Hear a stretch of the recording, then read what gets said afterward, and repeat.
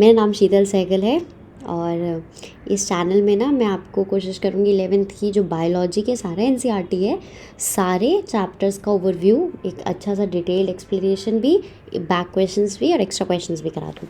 चलो स्टार्ट करते हैं। Biological classification chapter number. अब तुम लोग जनरली क्या होता है, जब हम फिज़िक्स केमिस्ट्री में इतना उलझ जाते हैं कि बेचारे बायो को तो हम सेकेंड हैंड सब्जेक्ट ले लेते हैं। हम भूल ही जाते हैं कि बायो को ही तो लेके हमने साइंस ली थी। हाँ, जो लोग बायो लेते हैं वो तो बायो के लिए साइंस लेते हैं ना, उसी बायो को पीछे छोड़ देते हैं। होता ही है यार, ऐसे ही। मैं पर्सनल एक्सपीरियंस से बता रही हूँ, फिर मैं बच्चों को जिनको पढ़ाती हूँ उनसे भी मैं मुझे समझ आता है कि केमिस्ट्री बायो इतना एक्सटेंसिव है कि अब केमिस्ट्री फिजिक्स इतना एक्सटेंसिव है कि बायोलॉजी थोड़ा सा पीछे हो जाता है। हाँ, और मैंने नोटिस किया कि हम लोग जो पढ़ाई कर रहे हैं ना, वो थोड़ा ज़्यादा ही नीट करके कर रहे हैं, पर हर इंसान को नीट की ज़रूरत नहीं है।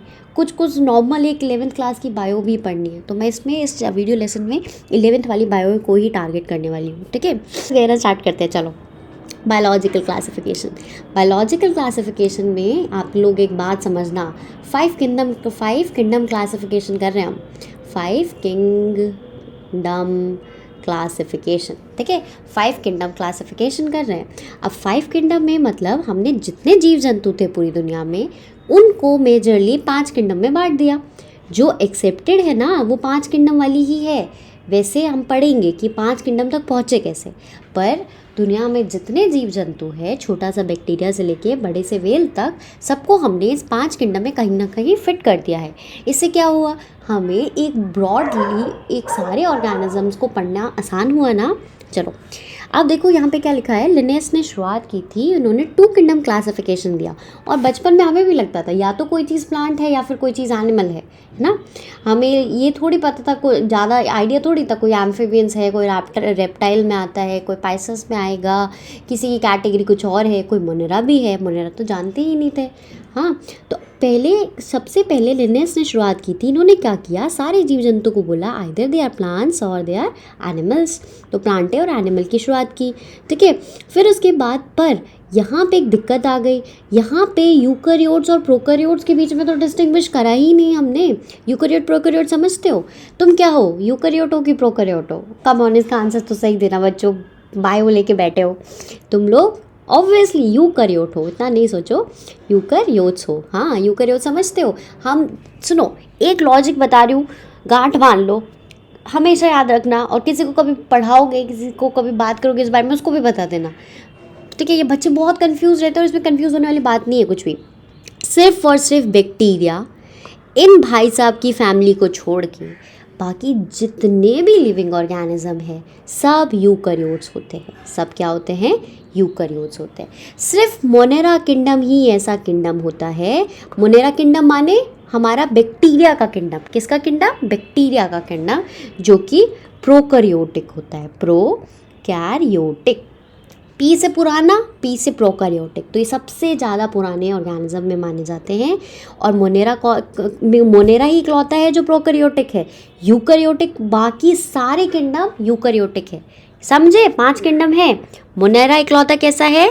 प्रोकैरियोटिक है, और बाकी के 4 कैसे हैं? यूकैरियोटिक है। अच्छा, प्रोकैरियोट और यूकैरियोट में फ़र्क क्या होता है, एक बार जल्दी से मैं रिवाइज़ करवा देती हूँ। मुझे पता है तुम लोग को सब याद है, पर कभी कभी कोरोना काल के कारण ना बच्चे भूल ज़्यादा जाते हैं। देखो, प्रोकैरियोट्स में क्या होता है, वेल डिफाइंड ऑर्गेनल्स नहीं होते हैं। साइड में बुक के लिख के रख लो, well defined organelles are absent का शॉर्ट फॉर्म है ये। और यहाँ पे प्रॉपर प्रेजेंट होते हैं। ठीक है, यहाँ पे न्यूक्लियस नहीं होता है, न्यूक्लियोइड होता है। यहाँ पे क्या होता है? न्यूक्लियोइड होता है। और यहाँ पे तो प्रॉपर न्यूक्लियस होता है, CLEUS न्यूक्लियस। तो तुमने पढ़ा था ना, देखो 9th क्लास में डायग्राम्स थे जिसमें हम एनिमल सेल जब हम बनाएंगे तो हम क्या बनाएंगे? एक न्यूक्लियस बनाएंगे। न्यूक्लियस से सटा हुआ एंडोप्लाज्मिक रेटिकुलम बनाएंगे। एंडोप्लाज्मिक रेटिकुलम के चारों ओर एक गोल्जी बनाएंगे, लाइजोसोम बनाएंगे, हाँ, माइटोकॉन्ड्रिया भी बनाएंगे। ये तुम्हारा यूकैरियोटिक सेल है। यूकैरियोटिक सेल में बहुत सारे यूकैरियोटिक सेल है। और जो प्रोकैरियोटिक सेल होता है ना, उसमें कुछ भी नहीं होता है, उसका जेनेटिक मटेरियल भी ऐसे बह रहा होता है।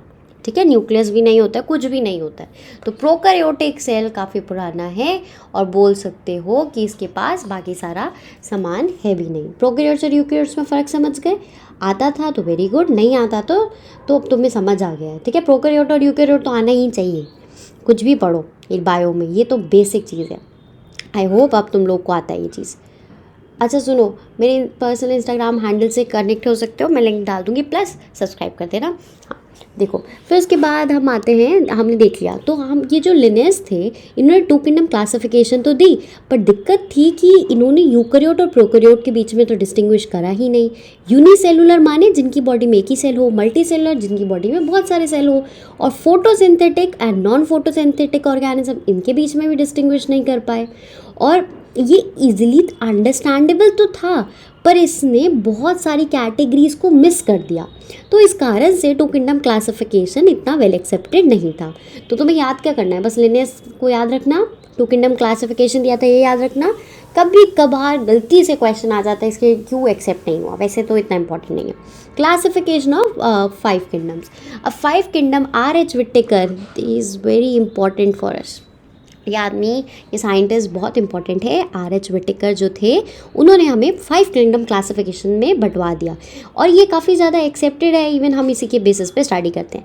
एक बार ध्यान से देखो 5 किंगडम है क्या, और प्लीज़ ये 5 किंगडम को थोड़ा दिमाग में बिठा लो, ये इंपॉर्टेंट है, समझे। देखो, Monera, protista, fungi, Plantae, animalia. Plant animalia तो लिनेस ने ही बता दिया था, इन्होंने थोड़ा सा और क्लासिफिकेशन पीछे से एक्सटेंड किया, मोनेरा, प्रोटिस्टा, फंगस। ठीक है, सेल टाइप मैंने बताया ना, सिर्फ मोनेरा का परिवार, मोनेरा का माने बैक्टीरिया का परिवार, मोनेरा का माने बैक्टीरिया का परिवार, सिर्फ बैक्टीरिया का परिवार है, वो क्या है, प्रोकैरियोटिक है। बाकी सारा क्या है, यूकैरियोटिक है। समझ गए? यूकैरियोटिक अभी याद है ना, वेल डिफाइंड ऑर्गेनल्स होते हैं। डिफाइंड माने प्रॉपरली पैक, खूबसूरत से ऑर्गेनल सिस्टम इसमें देखने को मिलेगा।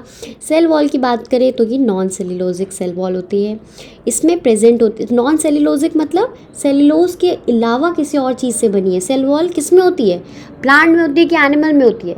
हाँ बिल्कुल सही बोले, प्लांट सेल में सेल वॉल। प्लांट सेल की अगर हम बात करें और मैं यहाँ लिख दूँ एनिमल सेल, तो एक चीज़ को याद रखना कि प्लांट सेल में सेल मेम्ब्रेन भी होती है और सेल वॉल भी होती है, प्लस सेल वॉल भी होती है, और एनिमल सेल में सिर्फ और सिर्फ सेल मेम्ब्रेन होती है। चलो एक जल्दी से क्वेश्चन पूछती हूँ, सेल मेम्ब्रेन किससे बनी होती है और सेल वॉल किससे बनी होती है? बताओ बताओ। हाँ मुझे पता है तुम लोग को आता है मेरे समझदार बच्चों। देखो, सेल वॉल किससे बनी होती है? सेल वॉल सेल्यूलोज से बनी होती है। किससे बनी होती है? सेल्यूलोज से बनी होती है। और सेल मेम्ब्रेन किससे बनी होती है? प्रोटीन और लिपिड से बनी होती है। प्रोटीन और लिपिड से बनी होती है। लिपिड्स क्या होते हैं? फैट्स होते हैं। लिपिड्स क्या होते हैं? फैट्स होते हैं। चलो इसे क्लियर करते हैं, ऊपर को आते हैं। रुको, फिर 5 किंगडम क्लासिफिकेशन से शुरुआत होती है। Monera, Protista, fungus, Plantae, Animalia. ठीक है, the 3 domain system has been propose, जिसमें क्या हुआ, मोनेरा को डिवाइड कर दिया यूकैरियोटिक, और third domain is 6 kingdom classification. अच्छा, एक 6 किंगडम क्लासिफिकेशन भी था, पर हमें 5 किंगडम क्लासिफिकेशन पे फोकस करना है। क्लासिफिकेशन, अब देखो फर्दर हमने देखा अर्लियर क्लासिफिकेशन सिस्टम इंक्लूड, पहले सिर्फ बैक्टीरिया होता था, ब्लू ग्रीन एल्गी होता था, फंगस होता था, मॉस होता था, फर्न्स, जिम्नोस्पर्म, एंजियोस्पर्म, ये सब प्लांट में आते थे। फिर क्या हुआ, ये जो क्या करा हमने, इन सबको अलग अलग कर दिया। The characters that unified the whole kingdom included had there. अच्छा, क्या हुआ, प्लांट वाले किंगडम की खासियत ये कहलाई कि इन सब के पास सेल वॉल थी। इनके सबके पास क्या थी? सेल वॉल थी। इस पैराग्राफ में यही चीज़ लिखी है, तो इनको हमने एक अलग से किंगडम में डाल दिया। प्लांट के अंदर भी डिवीजन है, प्लांट के अंदर भी तुम्हारा डिवीजन है। प्लांट के अंदर 5 मतलब बहुत सारे डिवीजन तुम पढ़ोगे। नेक्स्ट चैप्टर जो प्लांट किंगडम है उसका तीसरा चैप्टर एनिमल किंगडम है ना, इन सब में ये सब चीज़ें कवर हो जाएगी कि प्लांट किंगडम फर्दर किस में क्लासिफाइड है और एनिमल किंगडम किस में क्लासिफाइड है। अच्छा, और देख लो क्या लिखा हुआ है, कैरेक्टर और फिर they placed a group together. Cyanobacteria, अब साइनोबैक्टीरिया की अगर हम बात करें तो ये बैक्टीरिया है, क्या है मतलब ये क्या हुआ, प्रोकैरियोट हुआ। ठीक है, प्रोकैरियोट हुआ, प्लस ये क्या है, ब्लू ग्रीन है। ब्लू ग्रीन से क्या समझते हो कि इसके पास क्लोरोफिल है, इसके पास क्या है, क्लोरोफिल है। तो अब तो दिक्कत हो गई ना, हमने कहा कि जिसके पास क्लोरोफिल है वो प्लांट में डाल देते हैं, पर यहाँ तो जस्ट अ मिनट, रहे थे, मैं कह रही थी बैक्टीरिया प्रोकैरियोटिक है पर इसके पास क्लोरोफिल है, तो दिक्कत हो गई। अभी तक तो हम कह रहे थे कि हमारे पास सिर्फ ग्रीन प्लांट है, जिनके पास ग्रीन जो प्लांट्स होते हैं उनको हमने अलग से कैटेगरी में डाल दिया। अब ग्रीन प्लांट्स हमारे यूकैरियोटिक थे, ग्रीन प्लांट्स क्या थे, यूकैरियोटिक थे। और ये हमारे बैक्टीरिया ऐसे हो गए जिनके पास क्लोरोफिल है। तो हमने क्या किया, इन बैक्टीरिया को एक अलग ही कैटेगरी में डाल दिया और थोड़ी सी एडजस्टमेंट करी यहाँ पे, ठीक है। तो वही सब चीज़ें इसमें बता रखी है, डिफरेंट डिफरेंट एग्जाम्पल दे रखे हैं। ये वाला जो पेज है, ये वाला पैराग्राफ है, इसमें यही चीज़ बता रखी है। देखो समझे ना, 5 किंगडम क्लासिफिकेशन से शुरुआत होती है, 5 किंगडम में बांट दिया है। किसने करा, आर.एच. व्हिटेकर ने करा। फिर एग्जाम्पल ले लेके बता रखा है कि कैसे प्लांट 5 किंगडम क्लासिफिकेशन हमारी इंपॉर्टेंट हो जाती है। फिर प्रोकैरियोटिक ऑर्गेनिज्म, सारे प्रोकैरियोटिक ऑर्गेनिज्म जो होते हैं वो सब मोनेरा के अंदर आ जाते हैं, ठीक है। और फिर हमने बताया कि जितने भी यूनिसेलुलर यूकैरियोटिक है वो सारे किसमें, प्रोटिस्टा में आ जाते हैं, ठीक है। इसमें क्लामाइडोमोनास आ गया, कोलेरा आ गया। फिर एल्गी और प्लांट्स जो होते हैं जिनके पास सेल वॉल है, अर्लियर जो पहले एल्गी में थे, कोलेरा क्लामाइडोमोनास हमने एल्गी में डाल रखे थे, हम उठा के इन्हें प्रोटिस्टा में लिया। ये सारी चीज़ें जो है लिखी हुई है ना, वो सब तुम इसमें इन सब में पढ़ोगे, तो इन सबको मैं स्किप करके सीधा मेन टॉपिक पे आती हूँ। एक चीज़